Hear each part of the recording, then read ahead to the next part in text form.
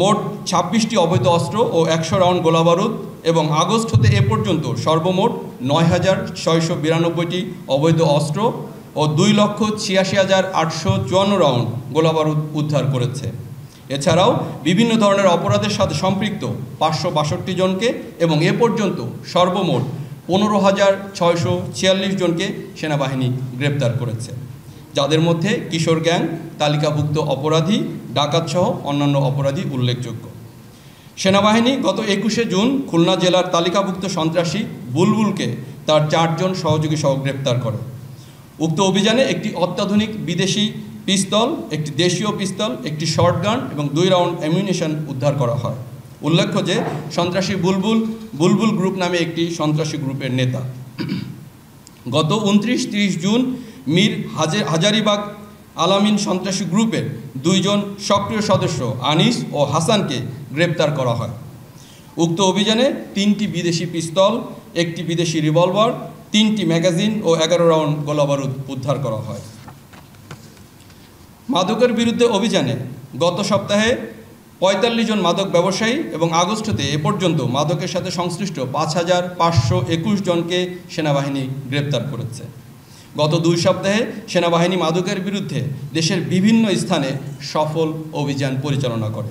এছাড়াও গত 17 জুন টঙ্গী মাজার বস্তি এলাকায় একটি বিশেষ অভিযান পরিচালনা করে মাদক ব্যবসা ও ছিনতাইয়ের সাথে জড়িত 24 জন ও গত 26শে জুন সোহরাওয়ার্দী উদ্যানে অভিযান পরিচালনা করে 40 জনকে গ্রেপ্তার করা হয়েছে।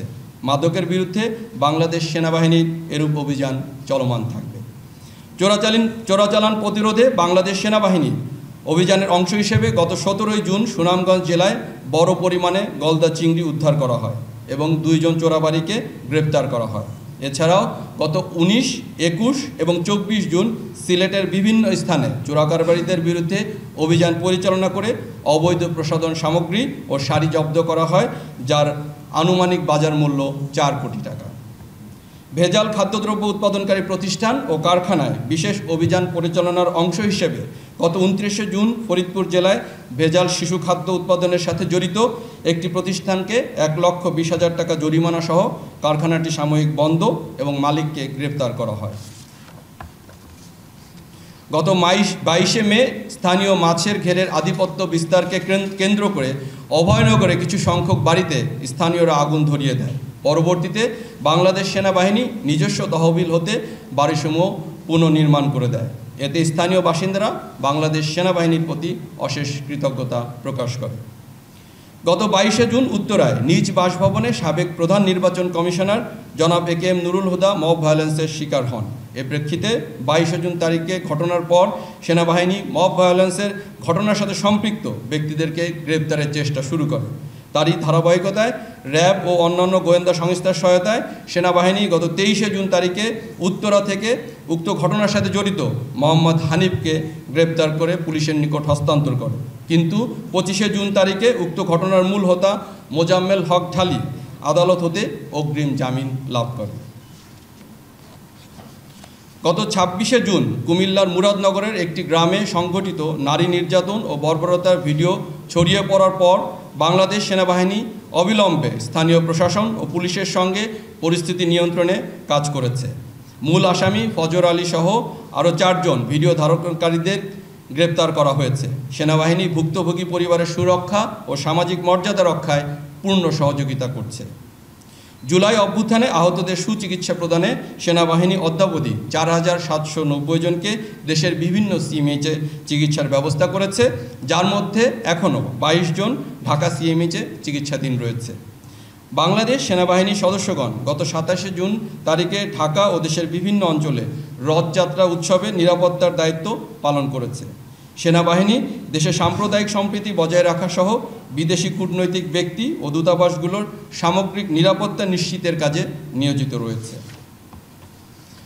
গত 2 সপ্তাহে পার্বত্য চট্টগ্রামে সেনাবাহিনী কর্তৃক অভিযান পরিচালনা করে 13টি আগ্নেয়াস্ত্র উদ্ধার করে, 23 জন সন্ত্রাসীকে গ্রেপ্তার করে এবং একটি UPDF-এর ক্যাম্প ধ্বংস করে। এ সকল অভিযানের অংশ হিসেবে রাঙ্গামাটিতে বিশেষ অভিযান পরিচালনাকালে 1 জন সেনা সদস্য গুলিবিদ্ধ হয়। সেনাবাহিনীর অভিযানের ফলশ্রুতিতে বর্তমানে পরিস্থিতি উন্নতি হওয়ায় কেএনএফ এর ভয়ে বসতবাড়ি হতে পালিয়ে যাওয়া বান্দরবনের 138 জন বম উপজাতি পুনরায় তাদের বসত ভিটায় ফেরত এসেছে এবং সেনাবাহিনী তাদের সর্বাত্মক সহায়তা করছে। আপনারা জেনে খুশি হবেন যে আজকেও পার্বত্য চট্টগ্রামে কেএনএর বিরুদ্ধে চলমান অভিযানের অংশ হিসেবে গত রাত হতে পরিচালিত অপারেশনে আজ ভোরে কেএনএর সঙ্গে সেনাবাহিনীর ব্যাপক গোলাগুলির ঘটনা ঘটেছে। এতে কেএনএর 2 জন সন্ত্রাসী গুলিবিদ্ধ হয়ে নিহত হয়েছে এবং 3টি অত্যাধুনিক এসএমজি, একটি চাইনিজ রাইফেল, 364 রাউন্ড অ্যামিউনিশন সহ বেশ কিছু সামরিক সরঞ্জামাদি ও নথিপত্র উদ্ধার করা হয়েছে। অভিযানটি এখনও চলমান রয়েছে। উল্লেখ্য যে পার্বত্য চট্টগ্রামের পাশাপাশি এফডিএমএন ক্যাম্পসমূহ রামু এলাকায় নিরাপত্তা বিধানেও সেনাবাহিনী গুরুত্বপূর্ণ ভূমিকা পালন করে যাচ্ছে। উপস্থিত প্রিন্ট ও ইলেকট্রনিক মিডিয়া সাংবাদিকবৃন্দ, দেশের বিরাজমান পরিস্থিতিতে বাংলাদেশ সেনাবাহিনী দেশের সার্বভৌমত্ব রক্ষা, দেশের জনগণের জানমাল এবং রাষ্ট্রীয় গুরুত্বপূর্ণ সম্পদ ও স্থাপনার নিরাপত্তা প্রদান সহ সার্বিক পরিস্থিতি স্থিতিশীল রাখতে নিরলসভাবে কাজ করে যাচ্ছে।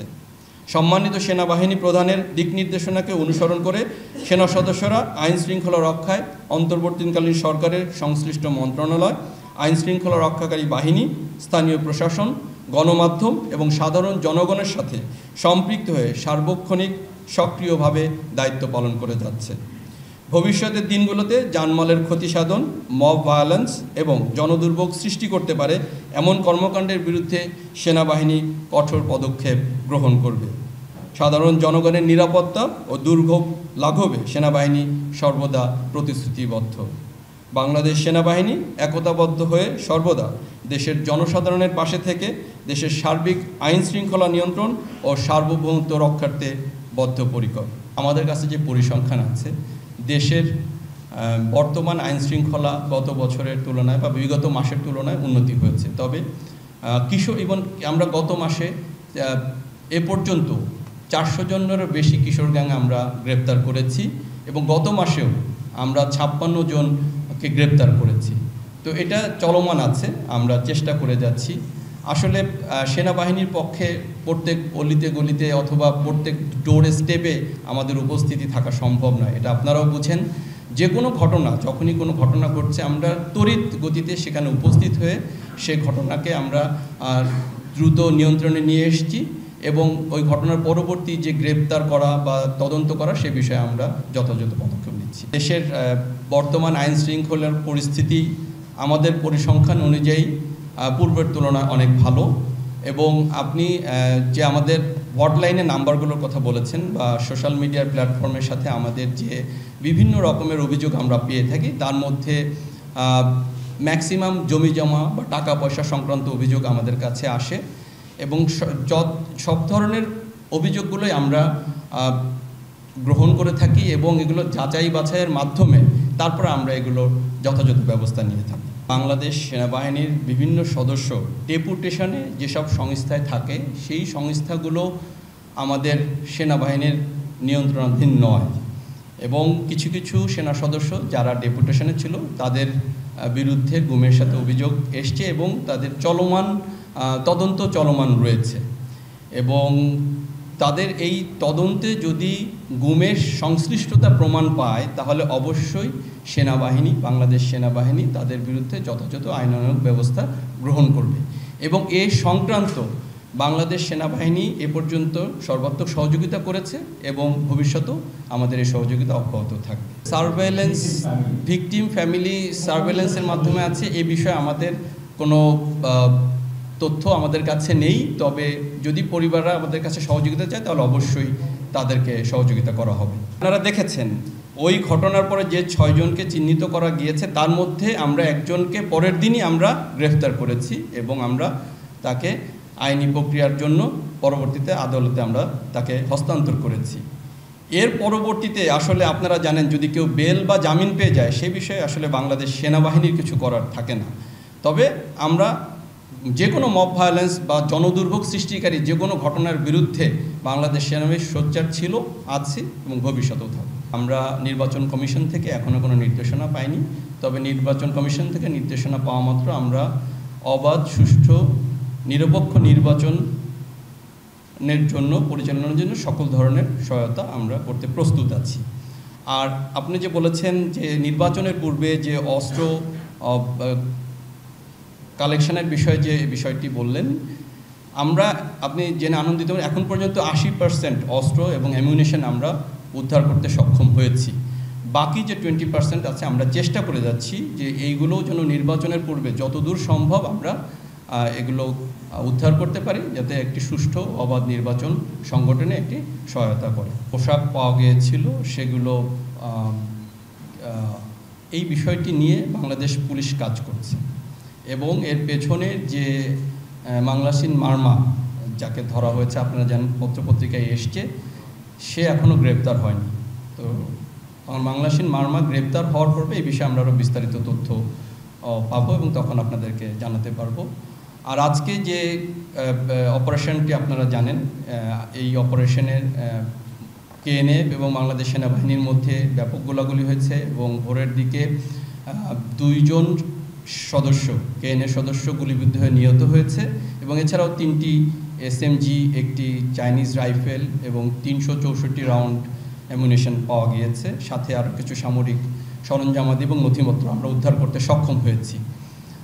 এটা অবশ্যই একটি বড় একটি প্রভাব ফেলবে এবং আমরা একটা বড় আভিযানিক সাফল্য বলে মনে করছি। এবং আপনারা এটাও জানেন যে কেএনএফের ভয়ে যারা বিভিন্ন বম পরিবার এখান থেকে চলে গিয়েছিল, তারা পুনরায় আবার তার 138 জন গত সপ্তাহে এই বসতভিটাতে তাদের পূর্ববর্তী বসতভিটাতে ফেরত এসছে। তো এটা আমরা একটা বড় সাফল্য হিসেবে বিবেচনা করছি।